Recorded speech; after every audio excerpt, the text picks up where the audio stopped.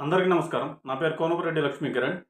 TDP, Janasena, YCP, BJP ఇలా పార్టీలన్నీ పక్కన పెట్టేసి ఒక కామన్ మ్యాన్‌గా నేను అడిగే క్వెషన్స్‌కి యెస్ ఆర్ నో, అవునా? కాదా? ఆన్సర్ చెప్పండి. ఆంధ్రప్రదేశ్ స్టేట్ నుండి తెలంగాణ విడిపోయి దాదాపుగా 12 సంవత్సరాలవుతుంది. ఇప్పటికీ ఆంధ్రప్రదేశ్ రాష్ట్రానికి పర్మనెంట్ అసెంబ్లీ ఉందా? ఆంధ్రప్రదేశ్ రాష్ట్రానికి పర్మనెంట్ సెక్రటేరియట్, సచివాలయం ఉందా?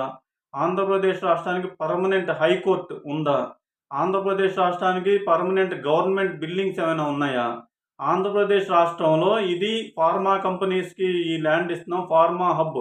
ఆంధ్రప్రదేశ్ రాష్ట్రానికి ఇది ఫార్మా హబ్ అనే ప్లేస్ ఏమైనా ఉందా?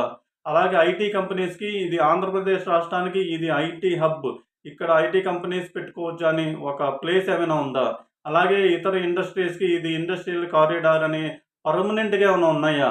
ఎంతసేపు పేపర్‌లో పబ్లిసిటీలు ఇలాంటివన్నీ కాదు. నిజంగా పర్మనెంట్‌గా ఆంధ్రప్రదేశ్ రాష్ట్రంలో ఇలాంటివి ఉన్నాయా?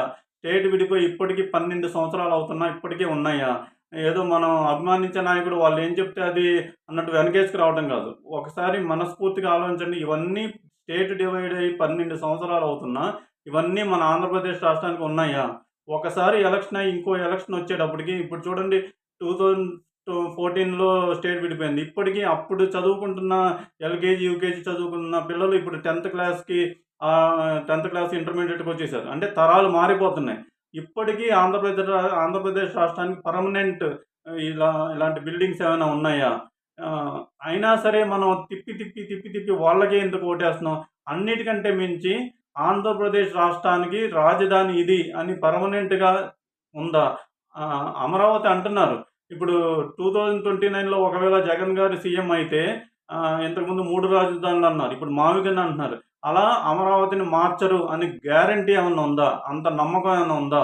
ఇలా తరాలు మారిపోతున్నా సరే ఇప్పటికీ ఆంధ్రప్రదేశ్ రాష్ట్రానికి ఇవేమీ లేవంటే తప్పు ఎవరి దగ్గరుంది? మనం ఎంతసేపు మన నాయకుడు మనం అభిమానించే నాయకుడు అధికారంలో ఉంటే చాలా? అభివృద్ధి మనకు అనవసరమా? దేశం అభివృద్ధి, రాష్ట్రం అభివృద్ధి మనకు అనవసరమా?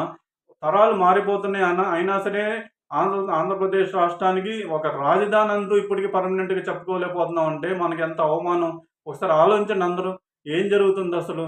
మనం ఎంతసేపు తిప్పి వాళ్ళకి ఆళ్ళు కాకపోతే వీళ్ళు, వీళ్ళు కాకపోతే మళ్ళీ నెక్స్ట్ టైమ్ వాళ్ళకి అలా ఎందుకు ఓటేస్తున్నాం? అభివృద్ధి అనేది పేపర్‌లో పబ్లిసిటీ చేసుకోవడానికి తప్ప నిజంగా గ్రౌండ్ లెవెల్‌లో, ఫీల్డ్ లెవెల్‌లో అభివృద్ధి జరుగుతుందా? జరుగుతుందా లేదా ఒకసారి మీ మనస్సాక్షికి మీరు ఆన్సర్ చెప్పుకోండి. ఒకసారి ఆలోచించండి అందరూ ఏం జరుగుతుంది? అందరికీ నమస్కారం.